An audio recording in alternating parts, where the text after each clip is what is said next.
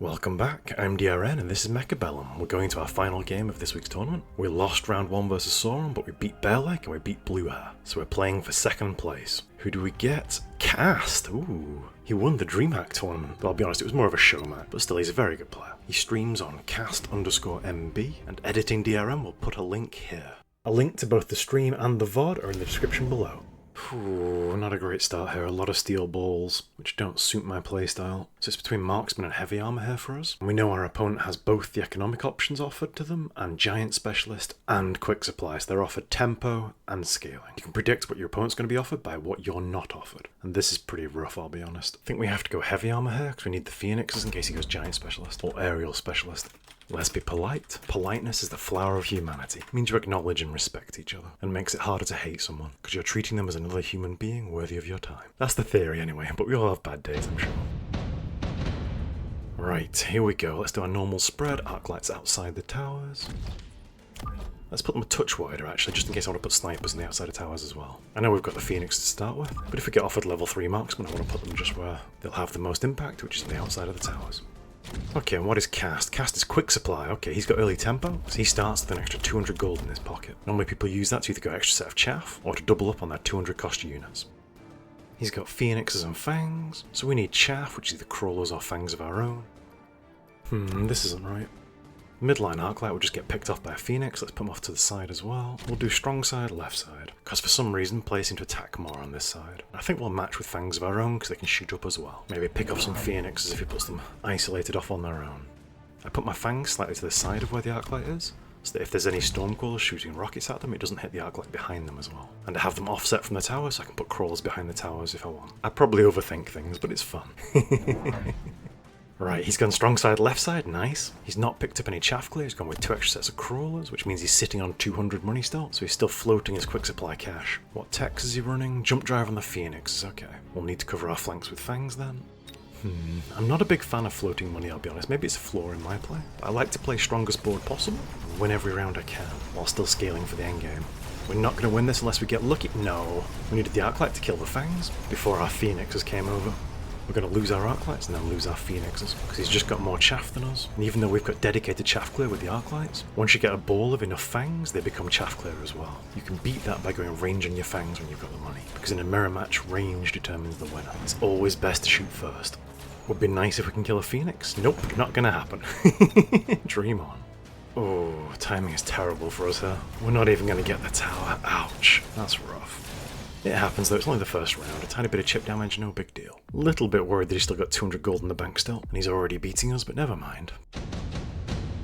Right, what do we get? Ooh, Redeployment or Rhino Assault? Rhino Assault will win us 1 round, Redeployment might win us the game. I think it has to be a Redeployment here. It's just so important to be able to tweak your formation where you need. Let's pull these Phoenixes across, match his strong side. I probably should have started them over here to be honest. Then we need lots more fangs. He's lacking in chaff clear right now, but he is threatening a jump drive play. We've just opened our right flank, so we need to cover this. Always making sure we leave big enough gaps to drop war factories into, because war factories are a 7x7 unit, so they're a little bit awkward. You have to kind of plan ahead with them. Even just leaving the correct gaps for them will make our opponent think about them and worry about them. Nudge these guys across, they're not on a straight line. Don't want firestorms to get too much value. Right, let's see what he's thinking. Jump drive? No, no jump drive play. He's not picked his card yet. Ooh, he's a very slow player. He's only just picked his card. He must have been agonizing over the Rhino drop. Either that or he's eating his dinner. I'm terrible. I cannot multitask in the slightest. I'm either completely dialed in or giving something no attention whatsoever. So yeah, sometimes I forget to eat. So Redeployment gives him a lot of options here. He could pull those crawlers from behind the tower to one of the flanks. He can move the Phoenixes to a flank. Ooh, wasps, wow. Very early for a wasp play as a non-aerial specialist. Particularly when I'm already showing fangs, but I guess he can only see 2 units of them, so he's not too scared of them. He's put them at the back, which is interesting. He's threatening putting crawlers in front of them, so he can't use missiles as an answer. But it will cost him a little bit of effectiveness this turn. More crawlers. Are they coming to the flank as well? Nope, he's dropped them behind the tower over there. Okay, so this is turning into a fairly standard midfield battle, which is absolutely fine by me. He's threatened a nice little flank over here, but we're ready for it. Any more tricks? Nope, here we go. Oh, he has moved those crawlers. Are they here over on the flank? Nope, okay. He's either going to have to double down to protect these guys or abandon it. I think he'll abandon it now he's got redeployed. Likes his jump drive tag. Doesn't have elite on them, so doesn't have carry potential from the wasps. Which makes the early pickup a little bit less impactful, as long as we're careful with our positioning and make sure our towers are covered. This Arclight is the key. We need to protect him with a bit more chaff, or something beefy in front of him. Because if he dies before our opponent's crawls are dealt with, we can't get onto his phoenixes. Nice! He got them all just before he died. Perfect timing. He used his last gasp to slay the remnants of the crawlers, and has cleared the way into the opponent's phoenixes. He dies a hero, saving countless lives. We salute you. Right, so the big thing that round was the predict on the flank. So will he double down and put a unit of crawlers there, maybe even a set of tanks? Or will he jump away? We'll have to see. This is deployment every day of the week. It's so early in the game, you can't let it pass you by. Let's drop some crawlers here, in case he doubles down on this flank. We'll do the exact same on this side, in case he doubles down over here, and uses redeploy to hop those wasps over this side instead. Right, do we go range on our Arclights? It's so important to win the chaff battle, and it'll keep them much safer. But it will mean we're not dropping a third unit this turn, so we won't be taking advantage of deployment specialist, which feels a bit wrong. Nah, we can't take range. Let's upgrade you, double the stats, half the price, and get another Arclight. Present as if we're threatening Arclight carry. See if we trigger an over response. Let's drop. A few more fangs to protect the hero Arclight. Don't forget to unlock a unit. We are heavy armor specialist, yep. Find myself checking every now and again to make sure I'm not giant specialist, because I've had occasional games where I've forgotten as giant specialist that I am giant specialist. Let's see what he's gone for. Ooh, he's not moved these guys from the flank, but he's not put anything down extra either. Bit strange, I don't think he's done though. Some tanks make sense. He was lacking chaff clear, but that's just going to push me into Fang's shield. He's leaving these huge pockets for war factories or giants. It's quite a nice setup. It reminds me of Blue Hairs from yesterday's game. It might actually push us into Arclight carry though, because he's not running EMP on his tanks. Not sure I want to commit though. Bit of a funny game. He's quick supply, so he's had tempo advantage, but the round he won on, he didn't use the money, and the round he did use the money, he lost, so it's a bit weird. Unless he's still floating 200 gold, but I don't think anyone floats that much gold for 3 turns. Oh, we've just heard the redeploy activated. What's he moving? Ooh, some crawlers onto this side. He's committing. Think we've got your number here though. Ready and waiting to receive, with crawlers of our own. I quite like our formation here. It reminds me of a buttressed arch. 2 strong pillars on the side, supporting a nice curved crossbeam. It's a very strong structure. Hopefully that means our army's in a very strong position as well. A lot of fang on fang action here. I think we get a lot of value from range. But I think we still need shields first, because most of his chaff clear is slow firing. Those tanks and those phoenixes. Range on the Arclights would definitely help here as well. But I'm not sure we want to rely on our Arclights long term.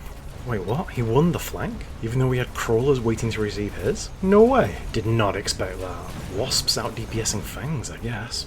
Oof, that is rough. We were stable till the tower went down. That's gonna cost us the round. Ouch. Ooh, actually we're still in this. Come on, phoenixes. How many phoenixes can we save? Yes! Both of them. Come on, turn this way. No! Oh, that is so frustrating. Why didn't they turn? And now they're going to get stuck on tanks and the wasps will just fly in and kill them both. Oh! Now his wasps are level 2. That's a shame. At least he doesn't run elite on them. But that does push me towards ranged fangs sooner than I'd like. Snipers, Rhino, Wraith or Sabertooth? What does he pick? He probably picks the Rhino here. He's positioned forwards. Though we might go the Sabertooth with field maintenance, because we're not showing many high damage units. He doesn't run charge shot on his phoenixes, so Wraith and Rhino go up in our estimation. I think we have to take the Sabertooth, because we're showing a lot of fangs and we might need the anti-missile. I'm going to sell him quickly though, so our opponent doesn't see it. Though if he's got a good memory, he'll remember it was the only single unit that we were offered. Let's get shields in our fangs, and we are rich. Let's get range as well. So now we're showing fang carry, which might push him onto more tanks or armor on his tanks. And normally you pair this with Fortress. The triple F comp, Fang, Fort, Phoenix. Don't at me about the spelling. This is the comp that Cody used to beat me on when he wasn't spamming overlords. Let's bolster our buttresses on the flanks. No, we're missing a keystone right in the middle. The keystone is a big stone that holds the entire bridge up, and if it's missing, the whole bridge collapses. Right, don't forget to unlock a unit. Nothing free we can afford. We've got redeploys or anything we want to move. We could move the phoenixes. I don't think we need to, but I'm a little bit worried if he drops a wraith over on this side. Let's move these crawlers. They're not doing an awful lot over here. Has he covered his corners? Yes, he has. We could brute force it with Replicate in future for that cheeky single round win, but no, I think we need to support these guys over here. If he does drop a Wraith here, these guys will all die, but they'll buy time for our fangs to get a handle on things. He went with the rhinos. Has he dropped any more on the corners? No, he hasn't. Okay, just straight for the front door. Route 1 Mechabellum. He's going to mobile beacon them straight to the tower. Hopefully we've got enough fangs to get in the way and slow them down. Yeah, he gets that every day of the week. Oof, a bit annoying. 2 rounds in a row that we're going to lose because of a tower snipe. Maybe the corner crawlers come through in time for us? Come on. No, these guys are inevitable. Lose the tower, lose the round. Ooh, one of them stopped. There is hope. No, the other one didn't. Grrr. We left the front door open, we were inviting that in. That's my mistake, I thought we had that covered. Right, let's focus on the positives. We're in a good position for Fang and Carry right now. He's not showing a good answer to it. He's either going to double down on his tanks, pivot to Stormcaller, or pivot to Mustang. We're ready with answers for all three of those. And he hasn't seen our Sabertooth, so we've got sneaky anti-missile if we need it. This is a big round for him though, it's a lot of damage coming through. We've got to respect it and we need to take tempo back ASAP. Come on, kill one rhino. No! 200 extra health lost. Not the end of the world, but we're miles behind on tempo right now. We need a solid answer to the rhinos, and we need to cover both towers in case he mobile beacons the opposite way. Ooh, subsidized Stormcaller when we're showing Fang Carry is a bit scary. Shield is tempting, but we're quite late game now, so I don't think it'll stop an awful lot. So let's take the Speed Specialist, because Fangs are very slow, and I am seriously considering Forts, but we can't quite afford it just yet. Let's move these guys behind this tower, so they stop those rhinos a little bit. I don't think we can justify putting a tech on our crawlers. I'm assuming he's going to sell the flank, or redeploy it. Let's upgrade the Fangs. Are the arc lights worth the upgrades? I don't think so. Not a huge amount of damage out from them. Let's get some more Fangs and drop them behind this tower here. Then we have 700, so I'm going to do something a bit weird here. I'm going to grab Elite from the tower, so the units we buy are level 2, and then get 2 level 2 Sabertooths. Because they're actually really good at stopping rhinos, and fantastic at beating tanks, as long as you've got a good amount of chaff supporting them. They're not a carry unit though, ever since they lost rapid fire. Bit of a shame really. Right, I'm happy with this. Let's see what his response is. Ooh, Mustang production line, and he's bought some Mustangs, okay. Hasn't bought a Giant yet though, so yet again he's banking money for the next round to come. But Mustang is a fantastic answer to Fang Carry, but the way you beat Mustangs themselves is with a unit with armour on it. Could be Wraith, could be tanks, could be steel balls, just anything that gets them stuck on it. Or we go Stormcaller, but Mustang anti-missile tech is really strong right now. Ooh, he's got armour on his tanks. Speak of the devil. Glad we've got our Sabertooths and our Phoenixes. But it is kind of pushing me into Fortress as well. He must know that I'm thinking about it. Boomerang Rhino, I like it. He's off on a walkabout mission. But I hope the round is decided by then. We shall see. Our Fangs are decimating his, but they're going to get stuck in his tanks because they've got armour. So we need the Sabertooths and the Phoenixes to pop the tanks. Unlock and unleash our Fangs. It's looking okay. We've still got a nice big ball of Fangs in the bottom corner.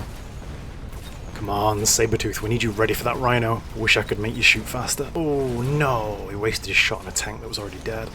Right, we've still got another Sabertooth, all hope is not lost. We've still got a nice bundle of Fangs. I think we're stabilised. Him not getting the tower has made all the difference. Because I don't think we've been that far behind the tempo. He's just been playing well. I'm a little bit lucky with that Wasp flank, I'll be honest. We get his tower. Yes! Good timing. Stops the Rhino in its tracks. The Fangs turn as one, bring their weapons to bear, ripping the Rhino to shreds. Get the tank, get the tank, get the tank. Yes! Everything else he's got is super squishy. Is it enough? Oh, not quite. But we've done so much better there. And that was with him with his big Mustang answer. He's going to be getting nervous now, because everyone knows Fang Carry scales crazy hard in the endgame. Yes! We've been blessed by Bear-like once more. We talk about forts for like the last 3 rounds, and then this lands right in our lap. He might take the Overlord. I don't know if he runs armor on his Overlords. If he does, he takes it. But he's got that Mustang production item, so he's going to have to take 1 Giant, so it might be a fort versus fort mirror match. Which is fine by me. Triple F online. Fang Fort Phoenix. Now this is the move he's not expecting. I'm gonna push plus 200. Pushing so early. We take armor on our forts, and boom. I see your armor tanks, and I raise your armor forts. Bet you weren't expecting that one. It's my pocket pick. A signature move, if I may. Only get to use it once every 3 or 4 days, but it's still fun. They either go crazy trying to EMP it, you still get 35% health, which on forts is a lot of health, or they don't notice it and they don't know how to handle it. And it's so good in games like this, where you've got a fort versus fort mirror match, so the extra chunk of health will always help, and you've got a light damage carry like Mustangs, that you can just ignore. Watch me lose now after I've hyped it up. I don't care, I got to have my fun. Sneaky Sabertooths and armoured forts. This is a classic game for me. Mustang production should go on this fella. Ooh, nice move with the mobile beacon. He's facing his Phoenixes to the corner in case I dropped a Wraith there, and then cancelling the beacon, so they don't actually move that way unless there is a Wraith there. I wondered why he put his Phoenixes inside the tower. That's a really nice move. It's not something you see every day. That's a 2k plus MMR player. Right, so his response once he sees our armoured forts is either Phoenix Carrier, which we answer with anti-air barrage, Melting Points, or War Factory. Possibly Overlord with cannons, but right now I am happy. We have a massive tempo advantage here, and he's still not even seen the surprise yet. Ooh, he's committed to 4. It looks so silly facing this way. I don't think I'd have put the Mustang production on the level 1 one. The level 2 one's got twice as much HP. Maybe he's saving that for an actual combat item, which is fair enough. Right, here we go. Let's see the impact 4 fortresses with armor make. Can he hold back the giants? Wall Maria is under assault. Needs to call in the survey corps. Ooh, look at the fire. It's a huge slugging match. We're chewing through his chaff, getting to his juicy giants. That fragile shell protecting those Mustangs. Can we force our way through? Yes, his Mustangs are getting stuck on the fortresses. The light machine guns are not effective. Bullets ricocheting off inch-thick armor plates. But the big guns have an answer for it. One fortress falls, its cannons falling quiet. The precision strikes from the Phoenixes find gaps in the armor, joints in the articulated limbs, seams where plates meet plates. We trade a freshly recruited fortress in exchange for his veteran. Now the key will be the fortress which can produce Mustangs. Yes, we've got it, but he took a tower. This is close. Our veteran from the first company strides forth, shielding the entire army. He trusts in his armor. The Fangs scramble to take the tower and rush to his aid. Heroically, he strikes down yet another fortress before he is felled. Another hero lost. What will this battle cost us? As the guns fall silent, the Fangs know they owe him their life. Without his noble sacrifice, the cause would have been lost. But still, it is a steep price to pay, to lose such an honored brother. Ooh, Lightning Storm. We have to take barrier this turn then. But I don't think Lightning Storm is the winning play here. We have to take the damage item and give it to our veteran in blue. He can best wield the advanced weaponry. Sending another Arclight to the great scrap heap in the sky. We need temporary range. We're in a mirror match that will give our Fangs the same range as his Mustangs. The big barrier will protect us from a storm. Oh, he doesn't run range in his fortresses, so we can do carry fort and he can't answer it. Well, we'll keep that in the back pocket. Right, we need more Fangs for sure, because that Deathball in the south is working wonders for us. Critical mass of Fangs all shooting at the same targets as each other. If he goes Stormclaw as answer, we just go War Factory. Let's spread them out to bolster our forces across the field. Each fort needs some Fangs supporting him from behind. And this flank over here looks a little bit thin. Right, I think we're going to push plus 200 and upgrade every set of Fangs that we can. Because Fang damage is quite nice when scaled up. They shoot fast and they've got a lot of guns, and with levels they can go over the top of the tank armor and make it less of a factor. Right, and let's redeploy these guys over here, away from his Mustang production, helping protect our veteran. Okay, big turn here. I'm expecting him to take the storm. He only needs to win one round a little bit, while we've gone for the scaling damage item. And there it is, he's gone for the storm. If we survive this round, we win the game. He'll have given up too much scaling to go with the tempo play with the storm. I think we're okay at the moment. Save some Phoenixes from the storm. We've got barriers up, and we've pretty much doubled the damage output from our Fangs. He's delaying his chaff, trying to avoid running it through a storm. He's bought a 5th fortress. Taking barrier as well, but he's put it really far back. He's trying to protect those Mustangs, so that means it's really ineffective for actually shooting stuff. We'll move it across next round if there is one. Ooh, he ran out of time. He tried to move these Mustangs and failed. Here we go, the deciding round. Can we weather the storm? Notice the spectators all betting against me. People are not impressed with the armor on the forts. They're 90 seconds behind. They don't believe. They haven't seen the power yet. Oh, come on. We've still got quite a few units left, even where the storm struck. We've got speed, he doesn't. So our forts can close the gap quicker. Exploit holes in his formation as they open. Come on, all we have to do is survive this round. If he can't kill us with the storm, he can't kill us full stop. Ooh, look at the force on the side where he doesn't have the storm. So many units left alive. The veteran is still full health. Remember, he's got the damage items, so he's doing double damage. If he gets onto a fortress, he pops it. Nothing can withstand his firepower. Even with a tower debuff, he one-shots a tank. I should probably level that tower, it's his strong side. Which means the debuff would last less time. Oh, he's wasting his shots while still debuffed. At least he's on a priority target. Whoa! As soon as the debuff falls off, he one-shots the fortress. Great timing on the tower kill there, buying time for our massive Fangs to plough through his Mustangs. Their massed ranks mean nothing when every shot bounces off his thick armor. Whoa, what a win, even with the storm. He's gonna be sweating bullets. One more round to go. Come on, we can do it. What is this? Nuke? No. It's got to be the health item on our level 2 fort. If he couldn't beat us with a storm, he isn't going to beat us with a nuke. Every single important unit has a shield. This is intense. Right, stay focused. Push. Temporary range. Let's thicken our defensive line. Oops, sorry my friend, you're in the way. Off to the great scrap heap in the sky. Need to make sure our wall of fortresses stands strong. The tide is turning. People are beginning to believe. They're seeing the might that is the armoured fortress. Right, level up the Fangs in the backline. Then, if I'm him here, I go fire Stormcaller every day of the week. Which probably means I don't want to put my fangs in straight lines. Gotta listen to myself. Ooh, this is tricky. I want the fangs to catch the bullets from the big stuff, but the fortresses to catch the bullets from the small stuff. Gravionic armor when? Nah, later having fangs will work just fine. Plus will help buy us some time if he does drop the Vulcan in our backlines. I don't think he will though, because we've got so many fortresses and the Phoenixes are covering it. Right, ooh, we're still not taking the tower upgrades. A lot of potential power just left on the table here, let's pay for it. We are heavy armor and our forts have already got armor upgrade. 15% is probably not worth it. Buffs are not multiplicative with each other. Sack it. There's nothing better to spend it on. Let's do it. Right, redeploy? I could juggle the big fortress across to this side. Nah, I won't do an awful lot. Let's just move these Phoenixes over here, just in case he nukes this side. And this is the side that I'll drop the Vulcan on if I was dropping a Vulcan. Because this is a tower he never takes in combat. Stormcallers? Oh, EMP, what? That makes no sense. I'm not going range fortress. Is that just to disable the armor? Ooh, I think that's a mistake. I think you should have taken fire there. I think the fangs are doing a considerable amount of damage. That's a lot of forts, but I believe in quality, not quantity. Plus an awful lot of fangs. Here we go, come on. Oh, the elite fort popping shields with each shot. He doesn't know what's hitting him. Look at the damage, the ground shakes as the big guns fire, rockets rain in, fangs dart between giant legs, seeking cover but finding none. The veteran of 100 battlefields lays waste to all that oppose him, equipped with advanced weaponry beyond the ken of his enemy. They are no match for his plasma-fueled rage.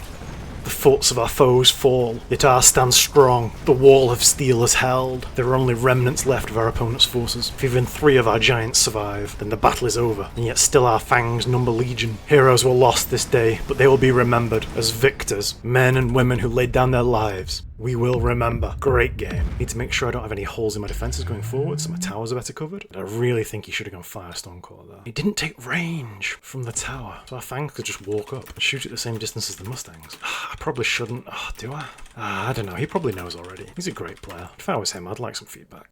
I think if you're in a mirror match where you're using the same unit to fight the same unit, you have to take the range. He who shoots first wins. Ask Grebo.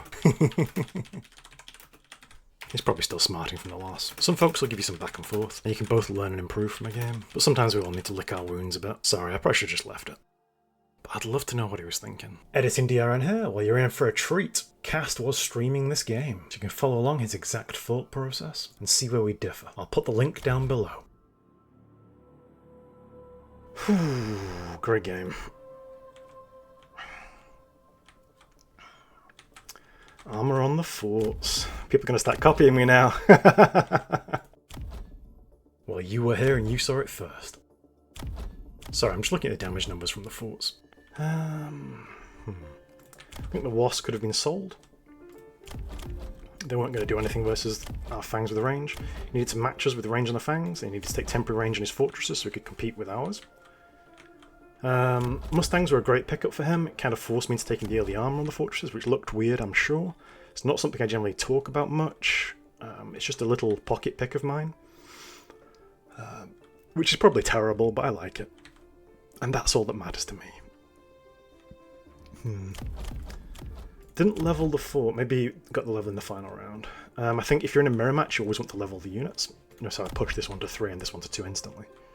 Because bigger is better than lots of small, generally. Tower upgrades, didn't take health up. Again, in a mirror match, you always want to have both tower upgrades if you can. Millions of fangs, just chewing through everything. Tough game, though. Really good player. Looking forward to seeing that again from his perspective. That little flank play at the start was quite nice. I thought I had it covered, but for some reason it didn't make it through. I think these guys might have been a little bit too far away. They needed to be like one step further forward. Anyway, fun game. Let's see how much combat power we've gained or lost. Ooh, another 1,000 combat power, another 29 MMR, almost back up to 1900 MMR. Ooh, we were the last to finish and we came 4th. Pipped by a Rooster for 3rd place. Physiel wins it and Kay gets 2nd. Those are both beatable players though. The dream is alive. No, I'm happy with 4th place. We've had some great games, we've got to play Bear-like, Blue Hair and now Cast. Well, I'm very happy with that. Well, thank you for watching as always. Hope you had some fun. If I did anything stupid or said anything completely wrong, let me know. Always looking to improve. I'm going to be away this weekend, so I won't be able to play in any of the tournaments. I'll try and record the midweek tournament though, and schedule a few videos for you guys. Well, until next time, see ya.